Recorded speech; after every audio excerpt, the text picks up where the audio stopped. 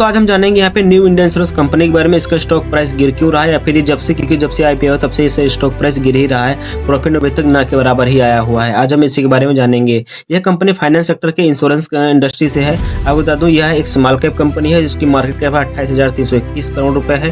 ठीक है, इसका जो पी रेशियो 24.37 है, यानी कि वही जनरल इंश्योरेंस अगर हम देखा जाए नॉर्मल जनरल इंश्योरेंस कंपनियों की देखा जाए तो पी रेशियो लगभग 12 से 14 के बीच में है। इसका पी रेशियो 24 है, मतलब है कि अपने इंडस्ट्री में लगभग 2 गुना लगभग प्राइस पे है। तो वो कोई इसे क्यों ही लेगा, जब सिंपल बात है मार्केट में कोई चीज़ 10 रुपये को उपलब्ध है, एक कंपनी आके बोल रही है मेरे प्रोडक्ट प्राइस 20 रुपये है, तो कोई उसका क्यों ही लेगा। ठीक है, वहीं 1 रुपये कमाने के लिए लोगों को लगभग 24 रुपये 25 रुपये देना पड़ेगा। वहीं अदर कंपनी में इन्वेस्ट कर रहे हैं तो उनको 12 रुपये देना पड़ रहा है। तो लोग क्यों ही करना इसको यहाँ पे इन्वेस्ट इतना ज़्यादा कोई क्यों ही खरीदेगा। तो चलिए शुरू से शुरू करते हैं। 2017 में जिसका आईपीओ आया था यहाँ से शुरू करते हैं, क्योंकि हर साल कुछ ना कुछ घटना घटी है। तो आपको यहाँ पे हर एक साल एक घटना के बारे में बताने वाले जो मेन घटना थी। तो 5 मिनट दीजिए, वीडियो को पूरा आपको समझा दूंगा। आईपीओ 2017 में आया था और यह नॉन बैंकिंग का सबसे बड़ा अपने उस समय सबसे बड़े में से एक आईपीओ था इसका। और इसका आईपीओ बाजार में आने का मतलब सीधा रीजन यही था कि जो सरकारी हिस्सेदारी थी, इसमें सरकार की हिस्सेदारी थी, उसको कम करना। बस यही रीजन था कि ताकि सरकारी हिस्सेदारी कम हो, प्रॉफिट अपने जेब में आए। टोटल इनकम मतलब यही इस पे था। और इनका जो यहाँ पे आईपीओ प्राइस था लगभग 900 रुपये के आसपास में था, लेकिन उनका जो लिस्ट हुआ था क्योंकि सबके सेम पूरा ना होने के कारण इन्होंने 700 रुपये के आसपास में लगभग लिस्ट हुआ था। और जो इसमें उस साल जब क्लोजिंग करके गया साल के अंत में लगभग 690 रुपये के आसपास में स्टॉक प्राइस इसका पहुँच गया था। अब आते हैं 2018 में। 2018 में दबाव पर खराब प्रदर्शन रहा कंपनी का। ठीक है, क्योंकि सरकार की हिस्सेदारी घटी तो लोगों का कहीं ना कहीं मनोबल निकल जाता है, कई लोग विश्वास थोड़ा कम हो जाता है, थोड़ा बहुत तो ऊपर नीचे होता ही है। कंपनी ने यहाँ पे अंडर राइटिंग लॉस करने लगी, मतलब कि यहाँ पे जो क्लेम रेशियो थी वो ज़्यादा बढ़ गए और कंपनी का प्रॉफिट है वो कम हो गया। यहाँ पे मतलब कंपनी 100 रुपये कमा रही है और उसे खर्चे देने के लिए 105 रुपये 10 रुपये देने पड़ रहे हैं, तो नुकसान ही नुकसान होने वाला है। तो क्लेम रेशियो बढ़ा किस चीज़ का, कंपनी कई चीज़ों में यहाँ पे इंश्योरेंस करती है। तो बता दूं क्लेम रेशियो मेन बढ़ा था हेल्थ में और यहाँ पे मोटर इंश्योरेंस में। ठीक है, इसकी संख्या बढ़ने लगी। इसका मतलब है बीमे बेचने की कंपनी के लिए यहाँ पे सौदा बना रहे थे जिसका प्राइस स्टॉक प्राइस इसके रीजन से स्टॉक प्राइस डाउन हुआ। और इतना स्टॉक प्राइस डाउन हुआ कि लगभग 200 रुपये के आसपास में 2018 के आसपास में 18 में 200 रुपये के आसपास, 21 साल के अंदर में 600 रुपये से 200 रुपये के आसपास आ गया। सबसे बड़ा दबाव यही कारण था कि क्लेम रेशियो ज़्यादा होने के कारण कंपनी की हालत खराब हो गई अंदर ही अंदर।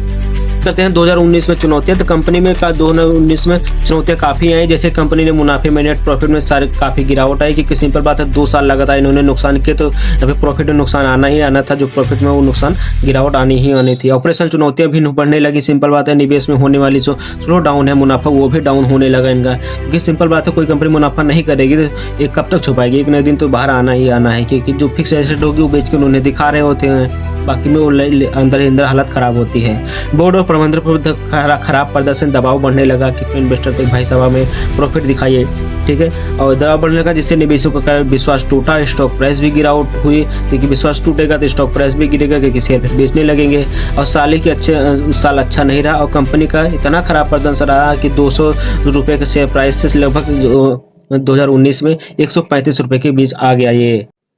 फिर आता है 2020 कोविड यानी कोरोना के दौरान। तो कोरोना के दौरान वैसे भी बीमा कंपनियों की हालत खराब होने वाली थी, और जिसकी हालत खराब थी उनकी तो और भी खराब होने वाली थी, मतलब कच्चे उतरने वाले थे इनकी। वही हुआ इनका जो है यहाँ पे क्लेम रेशियो तो बढ़ गया बीमा इंश्योरेंस की, हेल्थ इंश्योरेंस ये भी काम करती थी, इसका क्लेम रेशियो बढ़ गया। लेकिन अच्छी बात कंपनी की ये रही कि यहाँ पे जो मोटर इंश्योरेंस है जो इसका यहाँ पे जो क्लेम रेशियो था वो ना के बराबर हो गया, क्योंकि हर जगह लॉकडाउन हो गया था तो एक्सीडेंट से यहाँ पे मौतें कम होने लगी। लेकिन यहाँ पे बीमा से बढ़ने लगी तो वो चीज़ें ना के बराबर हुई, लेकिन फर्क पड़ा फिर भी, लेकिन ना के बराबर पड़ा। वहीं आते हैं 2021 में। तो थोड़ा बहुत राहत मिली कंपनी में 2021 में, क्योंकि कोरोना भी ठीक ठाक हो गया। ठीक है, क्लेम रेशियो भी ठीक ठाक हो गया। फिर अब कंपनी का यहाँ पे सॉल्वेंसी मार्जिन जो रहा मजबूत रहा, जो कि यहाँ पे वित्तीय स्थिरता का संकेत था। अब यहाँ पे कंपनी के पास ना क्लेम पैसे चुकाने के लिए कुछ पैसे थे, ठीक है, लेकिन उतने नहीं थे जितना उसको ज़रूरत थी। लेकिन अब जिस हिसाब से मोटर का यहाँ पे उन्होंने कम था तो वो चीज़ें उन्होंने कवर कर लिया था।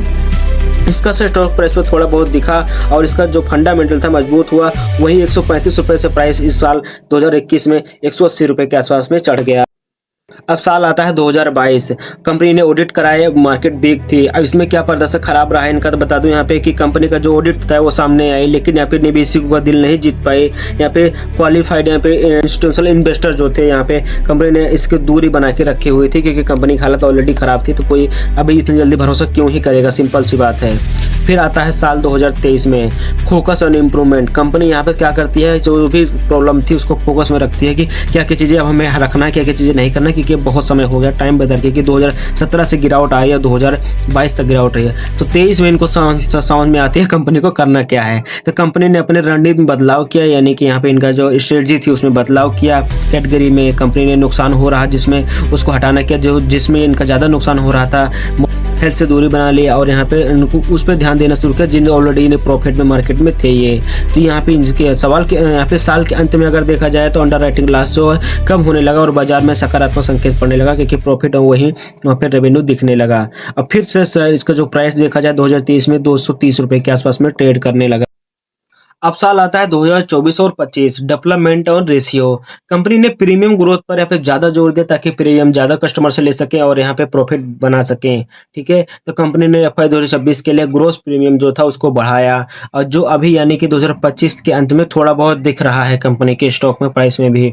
आने वाले समय में शायद 2026 ईयर मार्च में ये चीज़ें आपको दिखेगी, जब क्वार्टर रिजल्ट आएगा सालाना वाला ईयरली, तब उसमें आपको अंतर दिखेगा। अंतरराष्ट्रीय एजेंसी ने भी यहाँ पे आउटलुक भी पॉजिटिव दिखाया है, यहाँ पे रेटिंग दी है। कंपनी का बेहतर रिस्क मैनेजमेंट भी दर्शाता है। उम्मीद है कि 2025 में ये लगभग अच्छा प्रदर्शन करेगी, और टोटल ओवरऑल देखा जाए तो इस साल 2024 से 25 को मिलाकर देखा जाए तो 280 रुपये के आसपास में हाईएस्ट बना चुका था।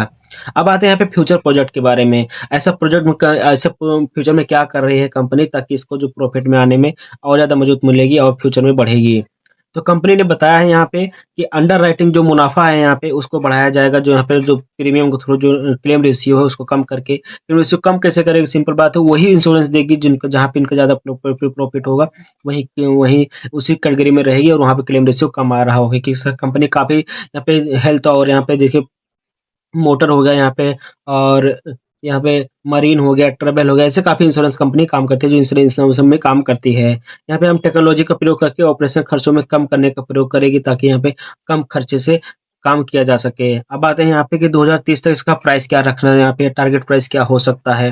तो आपको बता दूं कि स्टॉक प्राइस देखना बहुत बड़ा मुश्किल बात है, क्योंकि फ्यूचर का किसी ने नहीं देखा है, लेकिन फिलहाल तब भी अगर देखा जाए तो लगभग अगर फ्यूचर में सब कुछ सही रहा तो कंपनी लगभग 300-350 के आसपास में ऐसा ऐसा जा सकता है, अगर सब कुछ सही रहा तो।